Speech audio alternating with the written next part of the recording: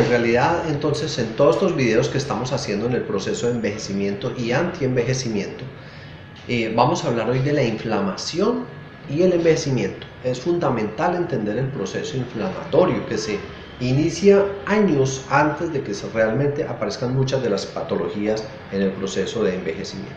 Entonces, por decir algo, iniciamos nuestro proceso de envejecimiento después de los 25 años. Pareciera muy temprano, pero realmente en este momento comienzan a haber unos cambios celulares y estructurales importantes. La capacidad vital de una persona a los 25 años no es la misma de uno de 35 años.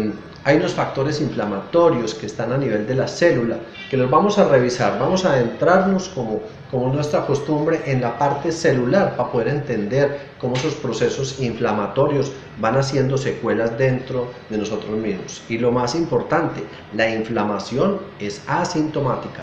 No hay ningún examen, no hay ninguna ecografía, no hay ninguna radiografía, no hay ningún escáner que detecte los niveles inflamatorios que nos están llevando al proceso de envejecimiento. No hay ninguno, pero ya hay un entendimiento celular. La única forma es adentrarnos a la biología, a esa biología molecular, a la bioquímica.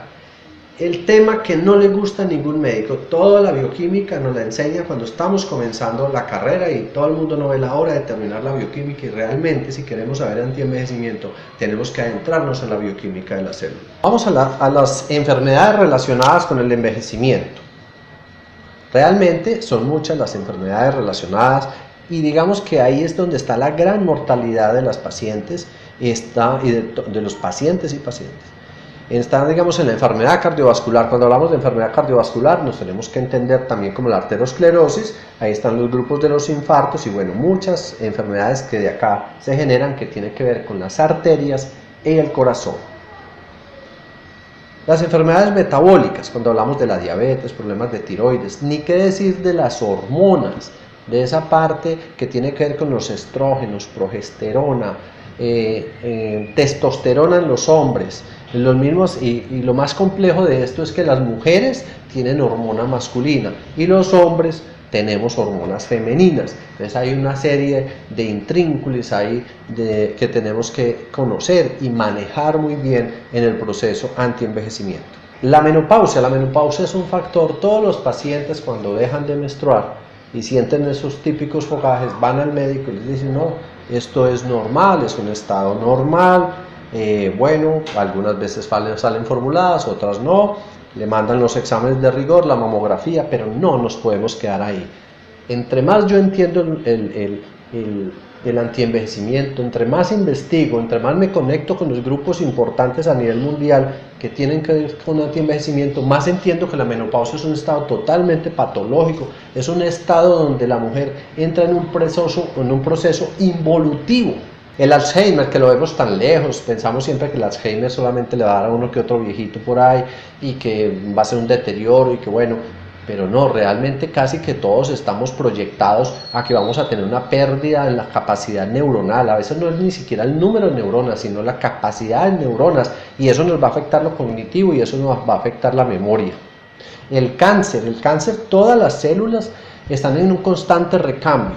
Solo imaginémonos que vivimos en un edificio de 20 pisos, y que cada 30 días o cada 60 días todos los ladrillos de ese edificio son recambiados. Eso sucede en nuestro cuerpo, y con un ladrillo de esos que se cambie mal, va a haber un trastorno estructural de todo el edificio y posiblemente se pueda caer por ese daño, porque está en una de las bases fundamentales del edificio. Entonces el cáncer funciona de esa forma. Para entender todo este proceso tenemos que entender los procesos a nivel de la mitocondria, que está dentro de nuestras células. Recordemos que tenemos millones y millones de células, y esas células a su vez tienen cantidades de mitocondrias. Allí ocurre algo muy importante, y son los factores de transcripción, y hay un factor de transcripción importantísimo que es el NF-κB. Eso suena muy raro, eso suena mucho a la bioquímica, pero eso es una llave. Entonces entendemos que el factor de transcripción NF-κB es una llave, y es una llave que donde funcione mal nos genera un poco de sustancias, de químicas totalmente lesivas, en unas cantidades lesivas para nuestras células, que van a generar daño y muerte de células. Se va a alterar entonces lo que es el ROS, que son los oxígenos, aquellos que van a dañar nuestras células y nuestras membranas.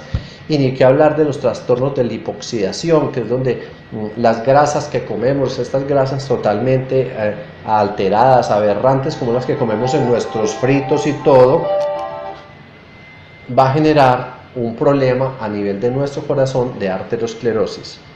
Todo en la lipoxidación. ¿En dónde ocurre? En la mitocondria. Por eso tenemos que saber mucho de mitocondria los que queramos saber de antienvejecimiento.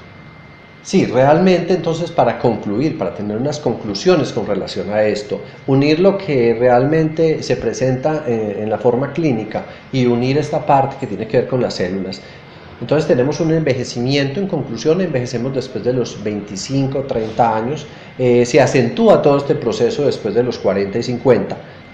Entonces no esperemos la enfermedad, realmente cada vez habrán más grupos de médicos que están metidos en el proceso antienvejecimiento y realmente los pacientes, pienso yo en este momento, son los pacientes de 30 años en adelante hasta los 75 años, es el grupo donde podemos actuar y donde podemos impactar y generar una verdadera salud y un antienvejecimiento.